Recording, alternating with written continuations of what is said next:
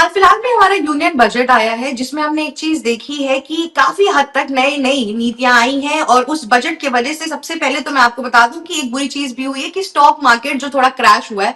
पर उसके अलावा अगर हम देखें तो स्मॉल एंटरप्रेन्योर्स और इन सब लोगों के लिए काफी अच्छी खुशखबरियां आई हैं। हालांकि इतने सिग्निफिकेंट चेंजेस हमने इस बजट में नहीं देखे, पर राहुल गांधी का एक स्टेटमेंट आया कि इंडिया की इकोनॉमिक हालत बिल्कुल खराब हो चुकी है। वो बजट के एग्जैक्ट बाद आया।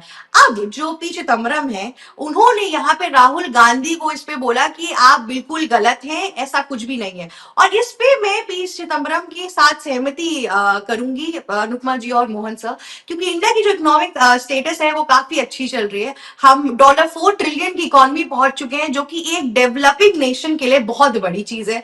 हमने यूरोप के साथ इतनी बड़ी डील फाइनल की है, मदर ऑफ ऑल डील। साथ ही साथ हम मिडिल ईस्ट जैसी जगहों पे जहां पे इंडिया का इतना व्यापार ही नहीं हुआ करता था, वहां पे वंदे मातरम तक बजवा के आ गए हैं। अब तो अगर मैं साफ साफ बोलूं तो व्यापार शुरू कर दिया है। तालिबान ने भी अगर पहली कोई डील रखी है तो वो भी इंडिया के साथ ही रखी है। तो इंडिया की जो इकोनॉमिक स्टेटस उसमें अभी कोई भी प्रॉब्लम नहीं आई। इनफैक्ट ट्रम्प ने जो 50% टैरिफ लगाया था हमारे पर, उससे भी इश्यूज नहीं आए। हाँ, ये है कि इस टाइम पे क्योंकि वर्ल्ड में ही इतने वॉर्स चल रहे हैं ट्रम्प की वजह से, तो इकोनॉमिक स्टेटस ऊपर नीचे हो रहा है।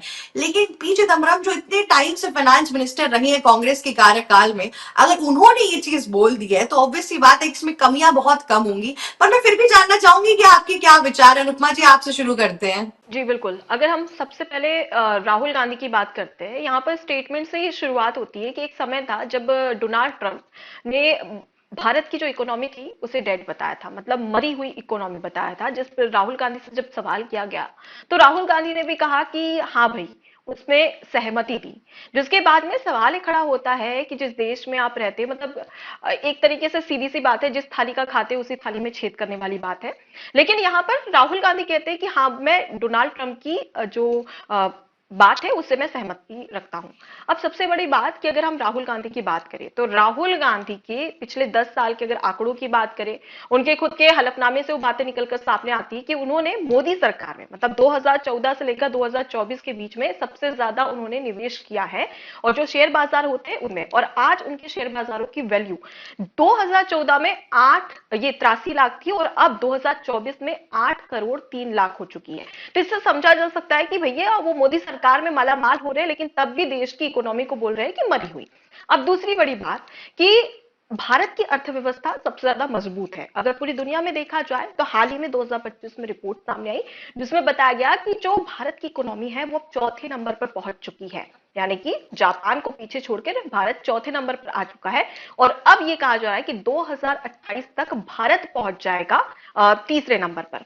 तो मतलब साफ है कि देश की इकोनॉमी लगातार बढ़ रही है। लेकिन वहीं पर अगर हम बात करें पी चिदम्बरम की या फिर राहुल गांधी की बात करें, तो ये लगातार इकोनॉमी को लेकर कहीं ना कहीं सवाल खड़े करते हैं। पर इसमें साफ समझ में आता है कि सिर्फ अपने विपक्ष में होने की ड्यूटी निभा रहे हैं, ना कि एक भारतीय होने पर। देखिए, खैर ये जो पूरा मामला निकल कर आया है जिस पर हम चर्चा कर रहे हैं, ये दरअसल में वो है नहीं जो दिख रहा है।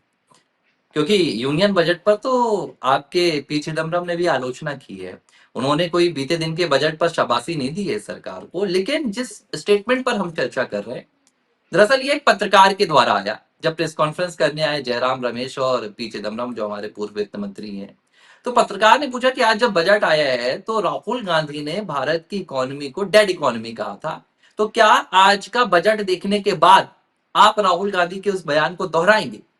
अब हुआ क्या कि इस वक्त पी चिदम्बरम साहब ने क्या किया, उन्होंने कहा कि आप राहुल गांधी के जिस बयान की बात कर रहे हैं, और उन्होंने ये बयान किस कॉन्टेक्स्ट में दिया था, किस संदर्भ में दिया था, किस बारे में दिया था, मुझे इसकी जानकारी नहीं है।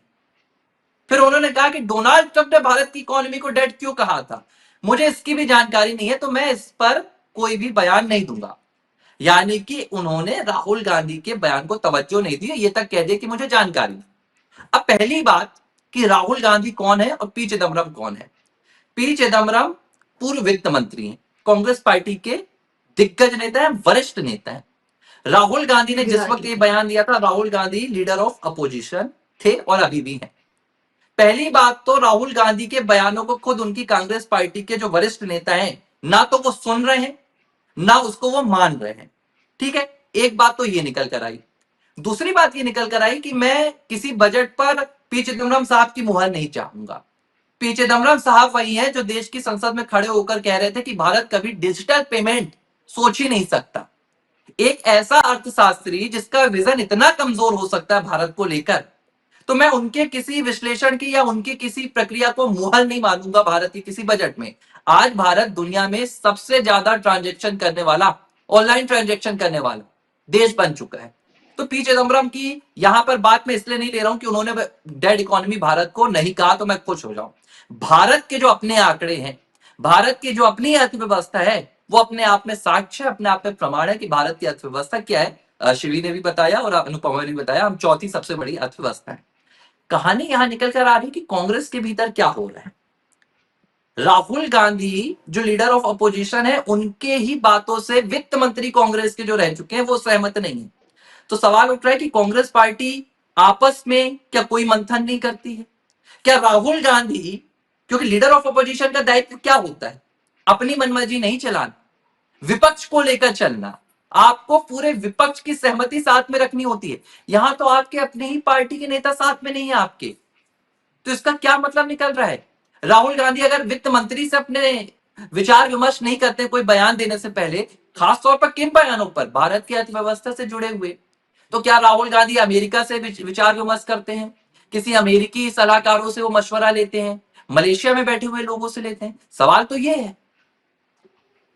पर यहाँ पे हम यही तो समझ रहे हैं कि राहुल गांधी से ऐसा पहली बार थोड़ा ना हुआ है कि उनके जो कांग्रेस के लोग हैं उनके साथ सहमति नहीं डाल रहे हैं। बहुत बार ही हुआ है। इनफैक्ट जब शशि थरूर को राष्ट्रपति भवन में इनवाइट किया था जब पुतिन आए थे, उस टाइम पर भी शशि थरूर ने बिल्कुल क्लियर कर दिया था कि मुझे नहीं पता और मेरी उनसे बात ही नहीं हुई है, जबकि उन्होंने साफ साफ झूठ बोला था। ऑब्वियसली बात है, इतनी बड़ी खबर जो अगर एक एक बच्चे को पता है तो उनको कैसे नहीं पता होगी, उनकी बात कैसे नहीं हुई होगी। और इनफैक्ट शशि थरूर से जब यूनियन बजट के बारे में पूछा गया, उन्होंने तब भी इग्नोर कर दिया माइक पे कि क्या बोलूं मैं इस पे, मेरे पास कुछ है ही नहीं बोलने के लिए। चाहते तो राहुल गांधी के साथ उनका समझ के उनके उनके आंसर को सपोर्ट करके वहां पे काउंटर दे सकते थे, पर उन्होंने ऐसा कुछ भी नहीं किया। उल्टा पीटीआई के पास गए और फिर केरला रिलेटेड बातें कर रहे थे। तो उनका कंसर्न केरला से था, क्योंकि केरला में ऑब्वियसली बात है उनकी कॉन्स्टिट्यूएंसी है, इलेक्शन आ रहे हैं और बीजेपी ने अच्छा परफॉर्म किया है, तो एक बहुत बड़ा मुद्दा उठ गया। पर वहां पे वो कांग्रेस को अलग से रिप्रेजेंट नहीं करने गए थे, वो अपना पीआर गेम अच्छा करने गए थे कि मैं केरला के साथ हूं। तो यहाँ पे कांग्रेस पार्टी में हम देख पा रहे हैं कि कैसे लोग अपनी अपनी सेल्फ कॉन्स्टिट्यूएंसी के लिए अब लड़ना शुरू कर चुके हैं, क्योंकि लोगों को समझ में आ गया है कि कांग्रेस के अंदर उनकी जो पोजीशन है वो तो आगे बढ़ने नहीं वाली है, पार्टी अब फ्लरिश करेगी नहीं और कोई इलेक्शन जीतने वाले हैं नहीं ये लोग। तो ये लोग सोच रहे हैं कि इनकी जो सीट है उसको बचा के रख लेते हैं। मैं वही आपको बताने की कोशिश कर रहा हूँ कि जो नहीं, बिल्कुल सही, आपने बिल्कुल सही कहा केरल के मामले में और थरूर के मामले में जो आप कर रहे हैं, ठीक है। मैं यही बता रहा हूँ कि अब राहुल गांधी के मामले में जो पहले दबे पांव कांग्रेस के भीतर आवाजें उठती थी, लेकिन अब क्या हो रहा है? अब सार्वजनिक मंच पर राहुल गांधी को सीधे तौर पर डिनाई किया जा रहा है, उनकी बातों का खंडन किया जा रहा है। ये अपने आप में राहुल गांधी की जो कांग्रेस पार्टी के भीतर एक ताकत होती थी, उस ताकत पर लगने वाला बट्टा है। और पी चिदम्बरम ये खुलकर कर रहे हैं, पहली बार नहीं कर रहे हैं। 2-3 बयान हमने पहले भी डिस्कस किए थे उनका। इंदिरा गांधी पर उन्होंने बयान दिया था, अनुपमा आपने शायद इस पर खबर भी बनाई थी, जो ऑपरेशन ब्लू स्टार को उन्होंने कहा था कि वो गलती थी इंदिरा गांधी की और बाद में यही उनके मौत की वजह बनी। 26/11 पर जो उन्होंने बयान दिया था बकायदा सोनिया गांधी को लेकर, पीएमओ को लेकर, कि कैसे अमेरिका के दबाव में भारतीय सेना ने पाकिस्तान पर हमला नहीं किया था 26/11 को बदले को लेकर। तो पी चिदम्बरम का जो स्टैंड है राहुल गांधी को लेकर, ये असल में कांग्रेस पार्टी और राहुल गांधी का एक पूरा मतभेद है। कांग्रेस पार्टी कहती है कि हम आरएसएस से लड़ रहे हैं, राहुल कहते हैं कि हम मोदी से लड़ रहे हैं, बीजेपी से लड़ रहे हैं। लेकिन सच ये नहीं है, सच ये है कि आधी कांग्रेस पार्टी राहुल गांधी से लड़ रही है, क्योंकि ना तो दोनों के बीच में समानता विचारों में है, ना मुद्दों में है। शशि थरूर अगर विदेश मामले में कुछ कहते हैं तो राहुल गांधी का स्टैंड कुछ रहता है, पी चिदम्बरम अर्थशास्त्र के मामलों में कुछ और कहते हैं तो राहुल गांधी का स्टैंड कुछ और रहता है। पीयूष गोयल हमारे कुछ और कहते हैं किसी मामले में, दूसरे उनके पवन खेड़ा कुछ और कह देते हैं, सुप्रिया कुछ और कह देती है, प्रियंका कुछ और कह देती है। तो असली संघर्ष तो कांग्रेस के भीतर चल रहा है, एकजुटता ही नहीं है।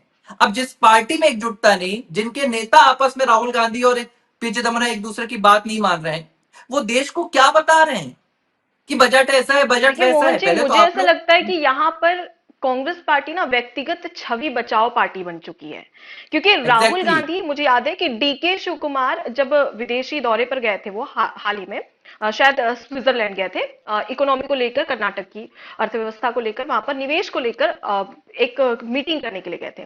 तो जब वो वापस आए तो पत्रकार ने उनसे पूछा कि भाई राहुल गांधी विदेश जाते हैं तो वो ये कहते हैं कि भाई भारत देश में जो लोकतंत्र है वो मर रहा है, वो लोकतंत्र खतरे में है, इस तरीके की बातें कहते हैं। कई सारे उनके स्टेटमेंट सामने आते हैं। जब उनसे इस बारे में पूछा जाता है डीके शिव कुमार से, तो वो सीधे तौर पर कहते हैं कि देखिए, मैं भारत का नागरिक हूं, चाहे कुछ भी हो जाए, मैं विदेश जाकर अपने भारत की तो बेइज्जती नहीं करूंगा। वो साफ तौर पर इस तरीके की बातें कहते हैं। तो मतलब वो साफ है कि चाहे वो राहुल गांधी की तरह ही विदेश जाकर ऐसा कर सकते थे, लेकिन उनको पता है कि राहुल गांधी ने देश को लेकर विदेश में एक अलग ही इमेज बना के रखी है, हमेशा देश के खिलाफ बोलना। और उसके बाद में अगर डीके शिव कुमार की बात करें तो डीके शिव कुमार ने इसका जवाब तो दे दिया कि भाई मैं विदेश जाकर अपने भारत देश की बुराई नहीं कर सकती, चाहे कितनी भी खामियां क्यों ना हो, लेकिन मैं विदेश में जाके क्यों गिरवाऊं। डीके शिव कुमार। अब पी चिदम्बरम की बात करते हैं। देखिए, आपने जैसे बताया कि पूर्व वित्त मंत्री रह चुके हैं पी चिदम्बरम। अगर वो खुद एक समय में भारत की इकोनॉमी को संभाल चुके हैं और वही नेता अगर राहुल गांधी की बात से सहमत हो जाता, तो उन पर सवाल उठते। सवाल ये कि भाई एक नेता कह रहा है कि भारत की अर्थव्यवस्था मर चुकी है या मरी हुई है, और उसी में आप सहमति दे रहे हैं, ये कैसा बयान हुआ। तो व्यक्तिगत तौर पर देखा जाए तो पी चिदम्बरम को भी ये चीज फील हो रही कि भाई भारत देश की बात है, यहाँ पर उसकी इकोनॉमी की, उसकी अर्थव्यवस्था की बात है, उसकी प्रगति की बात है, ना कि यहाँ पर एक विशेष पार्टी की बात है। मतलब साफ है कि राहुल गांधी के नेता ये जानते हैं कि कब कहां पर क्या बोलना है, कहां पर हम भारत के खिलाफ जा सकते हैं और कहां पर हम बीजेपी के खिलाफ जा रहे हैं। लेकिन वहीं पर राहुल गांधी को इस बात का सेंस नहीं है कि हमें कब कहां पर क्या बोलना चाहिए। वो हमेशा से यही करते हैं कि जहां पर भी कहीं भी चले जाए, मोदी की बुराई करते करते वो भारत विरोधी बन जाते हैं, और उन्हें खुद को ये समझ नहीं है। देखिए यहाँ पर बिल्कुल मैं एक नहीं, मैं पॉइंट कहीं ऐड से करना आपकी बात चाहूंगी। से नहीं जी। नहीं, इन सब चीजों के चक्कर में सबसे बड़ी प्रॉब्लम पता है क्या हो रही है? हमारी ऑपोजिशन सही सवाल नहीं रेस कर रही इस टाइम पर। अभी जो पूरा अजीत पवार वाला केस हुआ था, उसमें सिविल एविएशन पे बात नहीं आई, ठीक है। इसके पहले इंडिगो के साथ वाले जो केस हुआ था, उसमें भी लोगों ने 3 दिन संघर्ष किया था जब पुतिन जी आए थे इंडिया में। तो ऑपोजिशन जब सही सवाल ही नहीं कर रही है, तो जो हमारी करंट पार्टी है उसको एग्जैक्टली। बहुत आसानी से वो अब काउंटर मैं कर ले आपको रही है। याद अगर दिला सही देती सवाल हूँ। नहीं होगा तो डेवलपमेंट नहीं होगा बिल्कुल। इस टाइम पे। अभी परसों कल ही आया, मैंने ट्वीट देखा हाँ, राहुल गांधी का, प्रदूषण पे बात कह रहे थे राहुल गांधी की, देश में इतना प्रदूषण हो गया, इतने लोग मर गए। जिस दिन संसद में प्रदूषण में डिबेट होनी थी, ये बंदा जर्मनी चला गया था। तो आप दोहरा एग्जैक्टली चेहरा, हाँ। दोहरा रवैया क्यों? आप प्रदूषण पे बता रहे इतने लोग मर रहे हैं, आपकी जर्मनी की यात्रा से क्या फायदा हुआ? आपने वहां पर क्या किया? कुछ भी नहीं किया। तो आपको प्रदूषण के बीएमडब्ल्यू मुद्दे पे देख कर बहस आ रहे करनी थे, चाहिए। बीएमडब्ल्यू की नई नई एडिशन देखी बीएमडब्ल्यू की इन्होंने बाइक वहां देख कर जाके। आके फटफटी चला भी हाँ, रहे थे। एग्जैक्टली और वहां एग्जैक्टली। पर तो भी ये चीज हमारा जो बोल रहे थे लीडर कि ऑफ भारत का जो ऑपोजिशन है वो प्रोडक्शन गलत है, है। मैन्युफैक्चरिंग है, वो सब खराब है या गिरी हुई है। तो मतलब वहां पर भी बुराई करना है, भारत को कोसना नहीं भूले थे राहुल गांधी। नहीं तो राहुल गांधी देखिए तो भारत ऑब्वियसली विरोधी हाँ, यात्रा निकाल रहे हैं। उनका मकसद ही भारत का विरोध करना, क्योंकि उन्हें अपनी सत्ता बचानी है। और मुझे तो पूरा कहीं ना कहीं अंदेशा है, जो विदेशी ताकतें हैं वो राहुल गांधी को मोहरा बना चुकी हैं। तो ये कहानी तो चलती रहेगी, लेकिन एक अच्छी चीज हुई कि भाई पी चिदम्बरम ने अब गांधी परिवार की गुलामी पर सजदा करने से इनकार कर दिया है, और इसकी बयानबाजी उन्होंने ऑन कैमरा दे दी कि देखो अब मैं तो ऐसा नहीं करूंगा। एबीसी हिंदी न्यूज, आज ही जुड़िए हर खबर के साथ